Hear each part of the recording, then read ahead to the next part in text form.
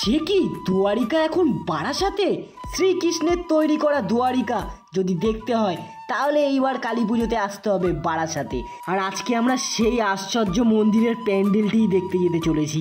তো প্যান্ডেলের সামনে এসেই গাইজ আমি পুরো অবাক হয়ে গেছি। প্রতি বছরের মতো এইবারও এত বড় প্যান্ডেল করেছে বন্ধুরা। প্যান্ডেলটা খালি একবার উপর থেকে দেখো, হাজার হাজার বাঁশ দিয়ে তৈরি করা হয়েছে এই প্যান্ডেলটা।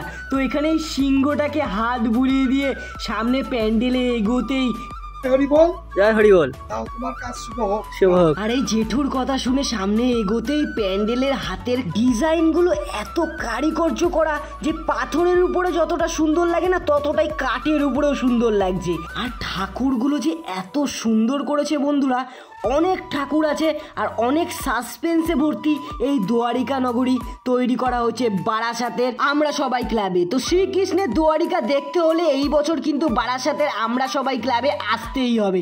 তো একটু সময় বের করে প্যান্ডেল হপিং করতে করতে চলে এসো কিন্তু আমাদের আমরা সবাই ক্লাবে।